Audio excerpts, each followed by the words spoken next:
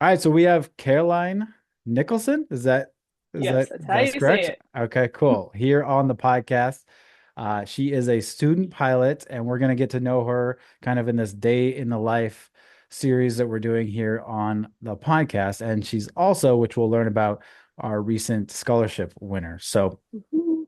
I so why don't you start off with saying, kind of who you are, where you're from, and give us a background. Yeah, so I grew up in Southern Virginia, right on the North Carolina border in a really, really small town. My dad was a farmer. I moved to Florida for college when I was 19. And I've lived here ever since. I live in St. Petersburg and Tampa Bay. And I graduated from college with a business management degree. Didn't really know what I wanted to do with my life, so I just did something really broad. And then when I was 24, almost 25, I was going through a bit of like a quarter life crisis because I was just so bored with my office job and wanted to do something that I knew I would enjoy for the rest of my life. And my friend actually had the idea of being a pilot before I did. And she was like, Caroline, like, you're adventurous, you're smart. Why don't you be a pilot? And I'm like, oh my God, that's a great idea. So that's what kind of got me into everything and started this whole journey for me. Okay, cool. Have you ever like flown in a small aircraft before that or Never in my life, no. I think maybe once when I was like 4 or 5, but I wasn't conscious then. So I don't really remember, but right? Yeah. never in my adult life, no. Okay, interesting. Yeah, that's really cool. And then so you're still like so you quit your job and at the office Yes. job? I quit my office job. I I signed up for your course and was still doing that in the office job at the same time. And then I knew like once I actually started flight training, I would need more time during the day because it just gets so busy and crazy on the weekends at my local flight school. So then I quit my office job and started serving and bartending at a little restaurant. So I mainly work like late night shifts now, which gives me a lot more time during the day to study and fly and do all those things. Yeah, I saw that in your application for the scholarship and I just thought because I try to tell people and get to people before they get too far along in flight training Mm-hmm. to really kind of plan their flight training out and kind of Yeah.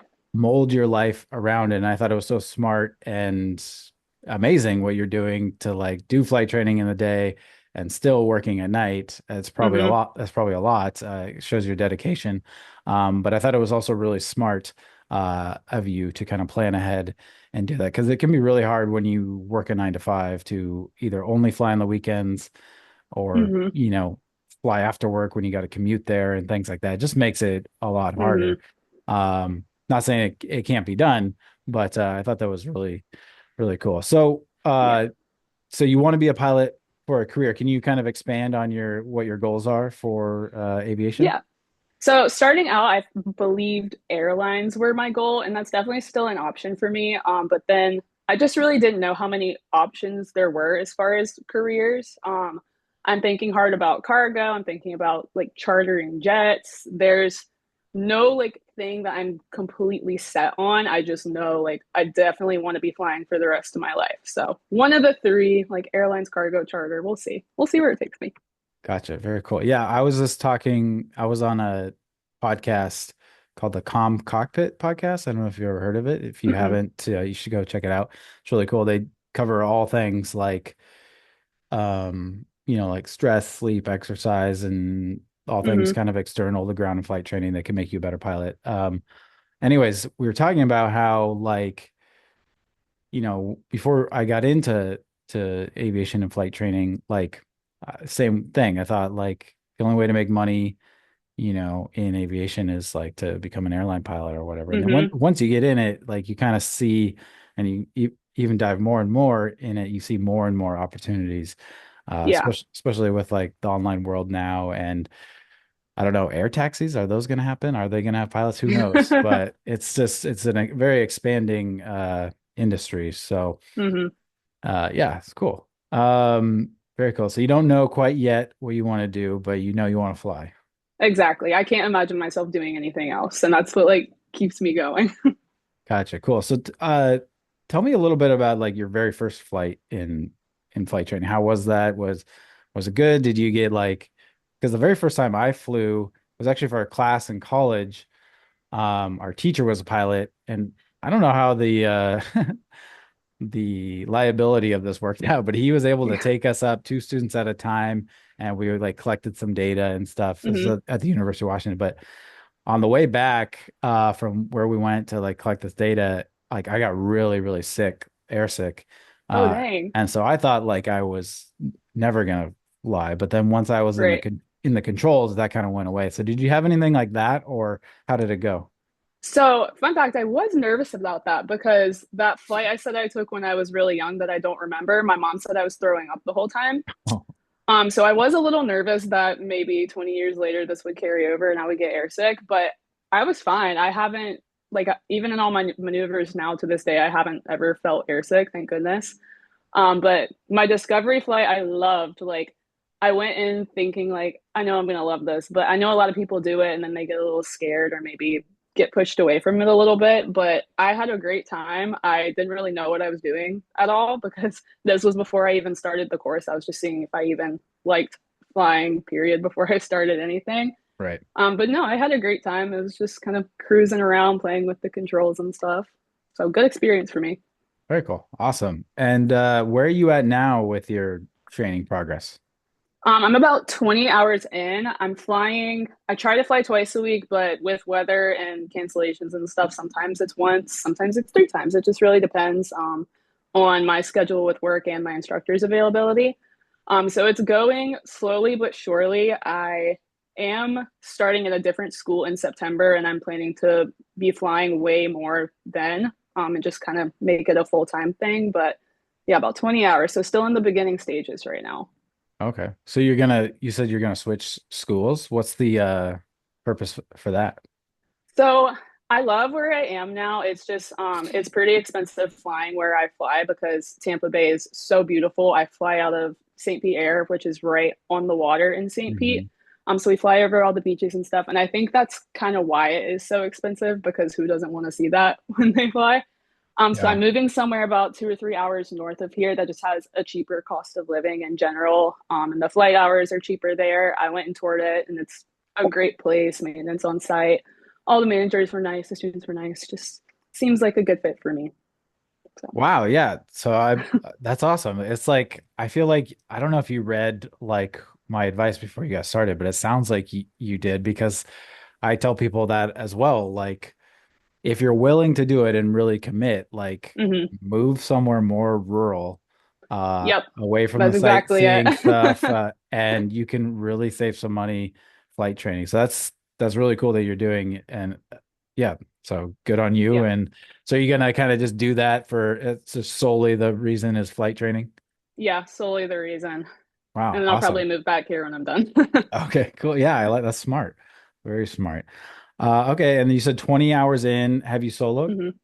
I Did have you? not yet. Okay. I haven't even really started pattern work because the weather hasn't been cooperating at all. Hmm. So Yeah. I'm just like really getting my maneuvers down, steep turns, stalls, all that good stuff right now. Does the weather change much from where you are to where you're moving, or no? It's not as coastal as it is here. Like I'm right on the water here in St. Pete, obviously, and this is more inland. Hmm. So I don't know if that will really affect it at all, but I'm sure they'll still get like the South Florida rainy summer weather that I Right. get Yeah. here. I've been to like Orlando, and I know it's stormy in the middle of Florida too, and Yeah. Florida's so flat. Hmm. The weather systems are different. Like here in California, there's the Sierra Mountain Range all the way up, Hmm. and then there's the water. So you got the lifting action and the water and the Right. radiation. Yeah. So that it yeah, it's I'm curious about that. I wonder if it'll be any different or not, but very cool. Okay. Let's see. So it's 20 hours in, haven't soloed yet. Maybe you've kind of already alluded to it, but what would you say? I want to kind of give an idea, and one thing I think is really powerful is if you're open to it, is to talk about our struggles. Hmm. I learned that by talking about my own struggles with pilot training and got a such a positive feedback when I did that because I think Hmm. people, especially in this day and age, a lot of people are on social media and they just show their successes. And when we go through it, everybody goes through struggles in pilot training because it's not easy. Hmm. And so if we don't share that, or when we do share that, it makes other people who are going through it feel a lot better and have a common struggle. So is there any like big struggles you have, or what's your like biggest struggle you've had so far in pilot training? I struggled with steep turns a lot when I first started doing them, but I feel like everyone does. Hopefully, it's not just me. But I remember like I felt really defeated after a lesson one day because like my instructor's telling me everything to do and I'm doing it. It's just not working. So Hmm. I was just like watching a bunch of videos when I got home and studying up, and then a couple of lessons later, like it worked out fine. And I can do them better now. Still not perfect, but definitely better. But I've also just like struggled with having imposter syndrome in a way, like being around everyone in the aviation community at the airport. It's like I find myself looking around like, do I really belong here? Like, do I really know what I'm doing? So that's something I'm still working on overcoming, just like convincing myself that this is something I can do, like, and I know this is what I want to do with my life. Like, I do belong here. So, Yeah, yeah, yeah. I get imposter syndrome as well, and so I feel you there. On steep turns, was there something that clicked or something you did differently that helped you out there, or? yeah, at first, I know like people have different ways of teaching it. Like some people say to put your trim in before just to help you, and then some people just say to hold it back on your own. Hmm. And my instructor does it that way where no like trim is involved, you just hold it back. And at first I wasn't holding it back enough, so we were just like descending and then I was feeling all the G's and it's just so hard to like Yeah. think about all those things when you're new to it. But I just like counteracted that by obviously pulling back more, but then I was like pulling back too much and climbing. So it's just like finding that happy medium between pulling too hard and pulling enough. Sorry, that was my dog if you heard Oh, no, it's fine. Yeah. that. Yeah, totally. And then, it's hard to you got to keep an eye on the altimeter and hmm all that stuff. One thing that helped me, because it also not only does it kind of help with your bank angle, but it also kind of helps keep the right attitude and altitude during a steep turn, is like to put the horizon at the same spot. Like once you get to, the angle you want for your steep hmm turn, it's gonna have like, your nose is gonna your the nose of your dashboard is gonna have a hmm line with the horizon, and you just keep that kind of angle and that spot where the horizon intersects the top of the Yeah, my dashboard. my instructors touched on that before. Like she Oh, said to okay. find a rivet or something and Yeah, then just yeah. like watch it and hold it. So that's helped too. Okay, yeah. That really helped me for some reason. Like they started clicking after I did that. So hmm thought I'd mention it, but it sounds like you already know. Yeah. I'm trying. I've tried everything to get them good. Yeah. Cool. All right, I want to kind of switch to just ask you about ground school a little bit. hmm I, I'm really big on trying to get in front of students' eyes before they get too far in training so that I can give them some tips. So hmm like I've talked about to you, you're doing some of those tips even without hearing from me. But like so they don't get in the situation that I was in where I'm just continuously kind of burning money and getting stressed out and burnt out. And hmm one of the things I do is like, or one of the tips I have is ground school. Like so many students underestimate the power of getting a good ground school education hmm and fully comprehending it, not just doing test prep, uh, you know, understanding it so that it's preparing you for your flight lessons. Again, not just passing the test. And hmm then also doing that before, so you're not, when you don't have a lot of time, you're working a job and do it. There's enough like home ground work to do just to prepare for a flight lesson. Yeah. So when you add ground school onto that, it can become a lot. So I guess you took our online ground school. And you kind of mentioned Mhm. this in your scholarship application, but if you can kind of touch on kind of before the ground school, what you felt, maybe your confidence or what you knew about aviation, and then after kind of that transformation of Mhm. your knowledge. Yeah, so I finished ground school before I even took my first flight lesson. I did the discovery flight first and then ground school, then started training. But I didn't have any aviators in my family. I don't really have any close friends that are pilots. So I kind of went in blind, not knowing anything. So I remember when I first started the course, like looking at all the sections and stuff, I'm like, oh my gosh, this is so much information that I'm going to have to learn. How am I ever going to do it? And I did really take my time with it. It took me about I think 8 or 9 months to get through the whole course, but that was like really taking my time and making sure that I was taking notes and understanding things. Like, because I know a lot of people do it the way, like you said, they just kind of do the test prep and memorize the answers, but I knew I Mhm. wouldn't really be learning anything if I did it that way. Right. So yeah, I took my time with it and I'm so glad I did it that way because I cannot imagine going in for my first lesson and like not having any prior knowledge. So it really helped me with my confidence going in for sure. And then just I learned so much in that ground school. Awesome. And do you think it like, so your first flight, you had the confidence, and then like when you got the things, like, have you done any like VOR work or navigation or anything that you kind of I recalled back? haven't, Okay. not yet, but like even like if my instructor just mentioned something that we'll be doing in the future, I'm like, oh yeah, like I remember learning about that in ground school. Okay, cool. Yeah, no, it's cool to see and hear that because, I always teach that like if you don't fully understand that stuff and you get up in a lesson, uh, you're going to be thinking and not flying. You know what I mean? Yeah. And you want to be flying, not thinking. Like they say that in Top Gun too. I don't know if you Good remember that, quote. but I Good was, yeah. quote. So very cool. So you won our spring scholarship, and mostly that because it was just your determination and dedication sh showed through on what you're doing. Like we touched on, I mean, you're even gonna move somewhere just for flight training. That's amazing. Uh, so do you have any? Have you already spent it? I know it's not a ton. I wish I could give out more, but $1,000 in the free ground school. Have you spent it already? I have not, and it is Okay. plenty, and I'm so appreciative and still can't believe I won. But I have a savings account that I don't touch for anything except aviation, so I put it straight in there. I have considered getting a headset because that's something that I knew I was going to have to get at some point in the future. I just have like an old David Clark that I got for free right now. Mhm. So I'm definitely thinking about getting either a Bose or a Lightspeed. Um, Maybe as like a gift to myself after my solo.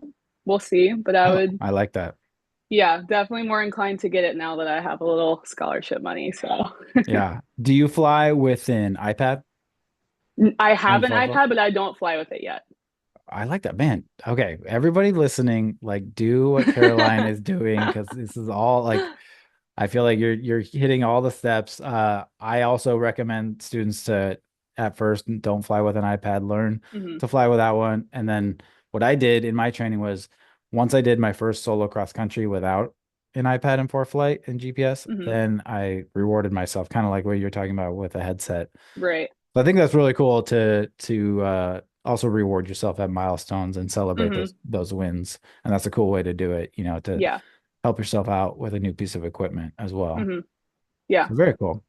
All right. And then just curious, how much does it cost to an hourly rental at where you're at versus the place you're going to? So I have the club rate, which I think is 187 for a 172. And then I can't remember the numbers off the top of my head. It was either the plane rental was super cheap, or the like instructor rate was a lot more cheap at the other school. But it is like I crunched the numbers and it's like a pretty drastic difference Yeah. compared to where I am now. And there's probably going to be less competition for the aircraft on good weather days, right? Yeah, they have Mhm. their fleet is bigger and it's in the middle of nowhere, so there will probably be less people flying too.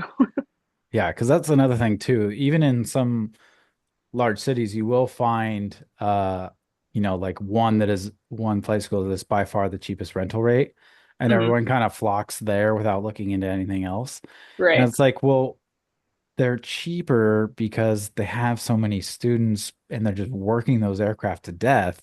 Yeah. That's not always a good thing. So you have to look at how Hmm. many students do they have, how many aircraft do they have, are the aircraft well maintained, Hmm. Um, so anyways, Yeah. just just had to get that in there. Yeah, just But something to think about. yeah. Okay, so do you have, I mean, you're 20 hours in. Um, do you have any we've talked about a lot of advice, so you're already killing it and doing a lot of good things. But do you have any other advice for student pilots? Maybe like those just getting started Hmm. or someone that's 20 hours in that you could Yeah. share? I got my medical first. A lot of people told me to do that, and I'm glad I did because I've heard the horror stories of people getting like almost to solo and then they go get their medical and they get denied. So definitely do that first if you're even like considering starting this whole process because you can save yourself a lot of money. I'm really glad I did ground school first. So again, I would recommend anyone to do that, especially if you know absolutely nothing about aviation. And if you know it's for you, just go for it. That's what I've done, and it's paid off so far. I like that. That's awesome. And then I have another question that just kind of selfishly am curious about. I know it's improving, but as a woman, is it hmm you talked about imposter syndrome? Like, hmm are there other women at your flight school now, or has that been a challenge for you at all? Or can maybe you can speak on that? Yeah, it's definitely something I was thinking a lot about when I first got into aviation. But luckily, where I'm training, my instructor is a female. There's a couple other instructors that are females, and there's honestly a ton of girls at the flight school. So it's not really something I've run into yet. Oh, awesome. But I'm sure I will inevitably at some point in the future. But Yeah. it's awesome, like just being a girl in a male-dominated field and having so many other empowering women around me right now. Yeah, that's awesome. Is your new flight school, do you know, do they have I did ask. They only have one female instructor, but okay. it's Well, still one. I'll be number yeah. two. Yeah. Very nice. Very cool. Yeah, I like to hear that, women are becoming more and more represented in hmm aviation. I don't know if you've ever seen those stats, but Yeah, they're kind of like really going up now, which is great. we're on the incline for sure. Great. Yeah, very cool. Well, is there anything else that you want to share? Like maybe when's your next flight? Wednesday. Today is Monday. I fly Wednesday, and I'm excited because it's been almost a week now since I've flown, so I need to get back into it. Yeah, what's the plan for the lesson? Do you know? We're gonna try to start pattern work, so fingers crossed the weather finally cooperates with us. I think it's an earlier flight, so that should be better for us because it's those little afternoon like storms and Right. turbulence and all that have been messing us up. Yeah, yeah. Okay. Cool. Anything else you want to share for the listeners? No, we covered a lot. I could go into a lot of stories, but yeah, no, we covered basically everything I'd want to say and give advice and all that. So Cool. Well, Caroline, thank you so much for joining and congratulations on the scholarship once again thank and you. and good luck. Thanks. Thanks for having me.